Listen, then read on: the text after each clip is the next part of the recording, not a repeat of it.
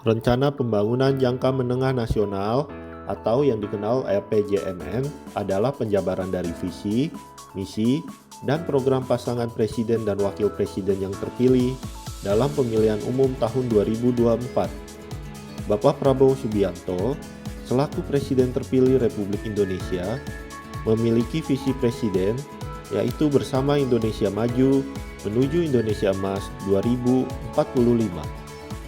Visi ini dicapai melalui 8 misi presiden yang dituangkan dalam 8 asta cita. RPJMN tahun 2025 sampai 2029 memuat 8 prioritas nasional pembangunan jangka menengah. Prioritas nasional ini merupakan wujud implementasi langsung dari asta cita yang merupakan misi dari Presiden. Berikut 3 prioritas pembangunan nasional yang kita angkat. 1. Prioritas 4 dengan konsen, langkah terintegrasi pendidikan guna peningkatan mutu sumber daya manusia. 2. Prioritas 4 dengan fokus, penyelenggaraan pengobatan gratis untuk meningkatkan pemerataan kesehatan. Dan 3. Prioritas 7 dengan fokus terbebasnya masyarakat dari penyalahgunaan narkoba. Kita masuk ke pokok pembahasan pertama, yaitu langkah terintegrasi pendidikan guna peningkatan mutu sumber daya manusia. Sumber daya manusia yang unggul, sehat, terdidik, dan berkarakter menjadi fondasi bagi daya saing bangsa di tengah era globalisasi. Adapun distribusi guru yang tidak merata, kurikulum yang belum sepenuhnya menyesuaikan keterampilan, kemudian produktivitas tenaga kerja relatif rendah akibat adanya skill mismatch antara lulusan pendidikan dan kebutuhan industri. Ditambah rendahnya partisipasi dalam pelatihan vokasi perlu perhatian serius. Serangkaian langkah terintegrasi seperti pemerataan distribusi guru, pembaruan kurikulum, dan penguatan pendidikan vokasi melalui pelatihan-pelatihan diharapkan mampu menciptakan generasi unggul dalam pembangunan nasional menuju Indonesia yang maju, sejahtera, dan berkeadilan. Selanjutnya, masuk pembahasan kedua, yaitu penyelenggaraan pengobatan gratis untuk meningkatkan pemerataan kesehatan.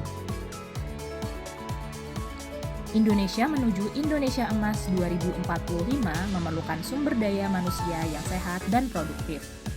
Dalam RPJMN 2025 sampai 2029, pemerintah menetapkan 8 program hasil terbaik cepat.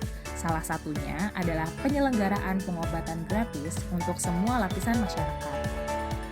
Program ini menghapus hambatan biaya layanan kesehatan, memperluas akses hingga pelosok, dan menjamin pemerataan tenaga medis.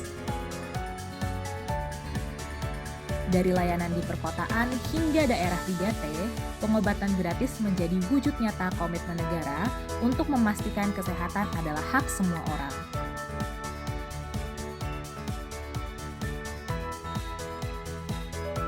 Dan pembahasan terakhir, terbebasnya masyarakat dari penyalahgunaan narkoba.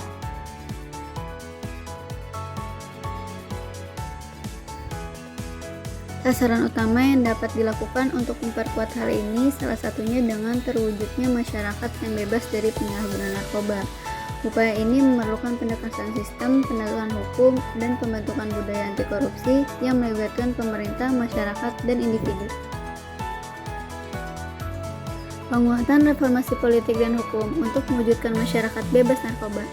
Untuk mewujudkan penguatan tersebut, harus ada kesadaran dari bangsa Indonesia dengan memperkuat reformasi politik, hukum, dan birokrasi, serta memperkuat pencegahan dan melakukan pemberantasan korupsi, narkoba, judi, dan penyelundupan berdasarkan prioritas nasional nomor 7. Sebagai contoh dari segi preventif, misalnya diadakan edukasi sejak dini kepada teman-teman, keluarga, di sekolah, kampus, dan lingkungan sekitar.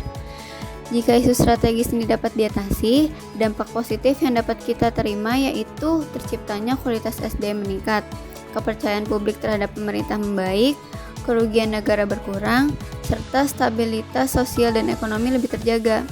Hal ini akan menjadi fondasi kokoh bagi terwujudnya visi Indonesia yang berdaulat, adil, dan makmur. Sekian penjabaran dari kelompok 2. Terima kasih sudah menonton video ini.